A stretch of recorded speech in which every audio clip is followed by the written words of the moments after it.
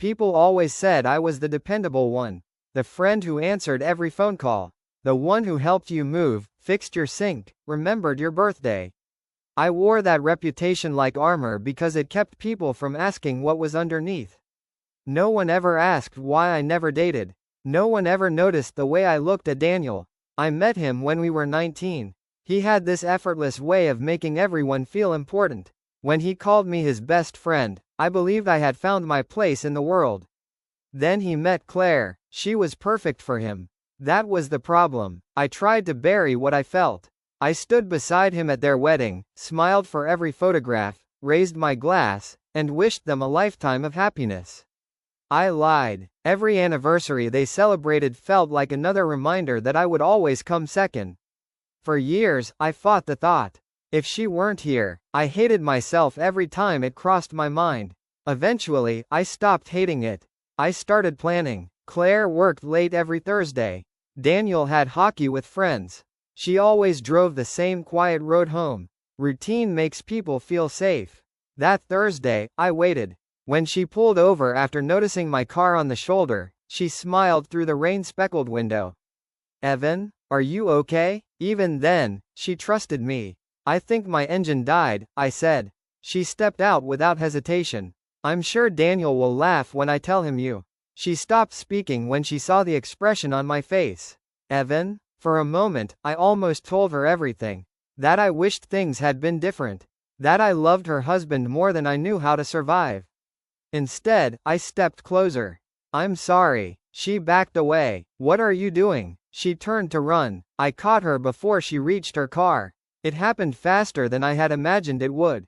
There was fear in her eyes, confusion, then silence. The rain washed away footprints before I even realized I was staring. I stood there for a long time. I had expected relief. Instead, I felt nothing.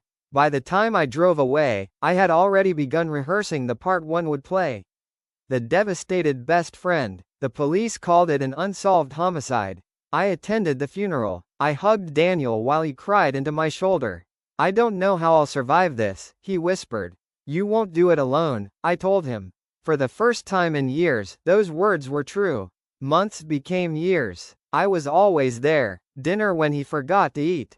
Late night phone calls. Birthdays he wanted to ignore. He leaned on me more than anyone else. Every time he thanked me, I believed I was getting closer to the life I had imagined. Then, one night after too much whiskey and too many memories, I finally said it.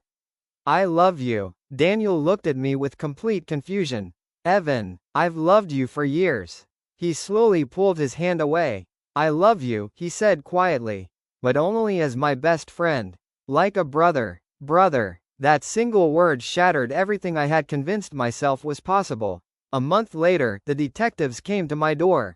New forensic evidence. Questions they hadn't been able to answer before. This time, they had enough.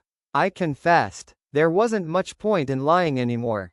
Durant had answered. The trial, the prosecutor asked the question everyone was. "Why did you kill Claire?" I looked toward Daniel. He wouldn't meet my eyes. "I thought if she was gone," I said, "he'd have room for me." The courtroom fell silent. Only then did I hear how insane it sounded. Love doesn't grow in the space left behind by violence. It dies there. When the verdict was read, I searched the gallery one last time. Daniel was already gone. In the end, I didn't bring us together. I destroyed the woman who loved him. And lost the only person I ever wanted to stay.